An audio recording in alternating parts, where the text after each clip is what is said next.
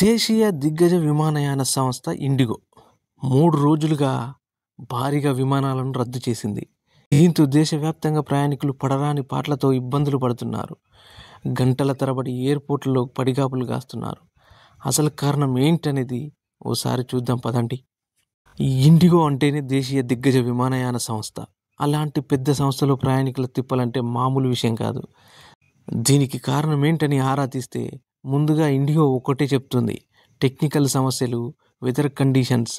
DGCA కొత్త నిబంధనలతో విమాన సర్వీసులు రద్దు చేయాల్సి వచ్చిందని ఇండిగో ఓ ప్రకటనను విడుదల చేసింది. ఈ క్రమంలో ప్రయాణికుల పడిగాపులను దృష్టిలో పెట్టుకున్న ఇండిగో మరో కీలక నిర్ణయం తీసుకుంది.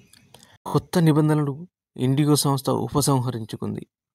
పైలట్లకు 48 గంటల రెస్ట్ ఇవ్వాలనే నిబంధనను వెనక్కి తీసుకుంది. ఆ ప్రకటనలో ఏముందంటే, ప్రస్తుతం దేశవ్యాప్తంగా విమానాల రద్దుతో ప్రయాణికులు తీవ్ర అవస్థలు పడుతున్నారు. వారి ఇబ్బందులను దృష్టిలో ఉంచుకొని విమాన సర్వీసులు యథావిధిగా కొనసాగేలా చర్యలు తీసుకుంటామని ప్రకటించింది.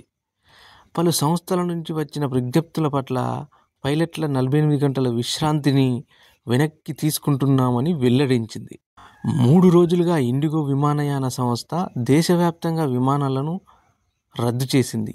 ఎందుకు చేశారంటే ఏంటని అడిగితే రకరకాల జవాబులు చెబుతూ సర్వీసులను నిలిపివేయడంతో ప్రయాణికులు నానా అవస్థలు పడుతున్నారు.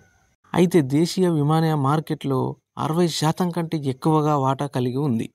అంతేకాదు, ఇందులో 3 రోజులుగా విమానాలను రద్దు చేసింది. క్యాన్సిల్ చేయడానికి అసలు విషయం డ్యూటీ టైం లిమిట్ నిబంధన. దీనివల్ల సిబ్బంది కొరత ఏర్పడడంతో విమాన సర్వీసులను రద్దు చేసిందట. ప్రయాణికులకు చెప్పకుండా ఇండిగో ఫ్లైట్లను క్యాన్సిల్ చేసిందని, ప్రయాణికులను ఎయిర్పోర్ట్కు రప్పించుకుందని డీజీసీఏ ఒత్తిడి తెచ్చిందనే అనుమానాలు వ్యక్తమవుతున్నాయి. అహ్మదాబాద్ విమాన ప్రమాదం తర్వాత డీజీసీఏ కీలక నిర్ణయం తీసుకుంది.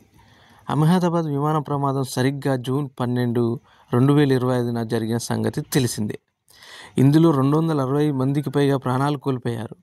ఈ ప్రమాదాన్ని దృష్టిలో పెట్టుకుని పైలట్లకు రెస్ట్ తక్కువగా ఉంటుందని, అందుకే ప్రమాదాలు జరుగుతున్నాయని 36 గంటల రెస్టును 48 గంటలకు నిర్ణయించింది.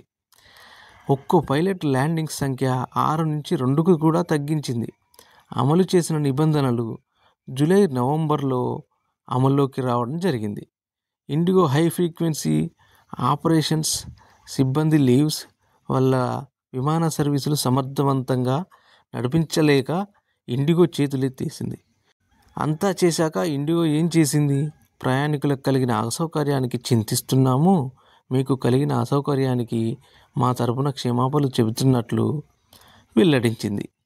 ఇండిగో విమానయాన సర్వీస్పై ప్రస్తుతం ప్రయాణికులు తీవ్ర ఆగ్రహంతో రగిలిపోతున్నారు.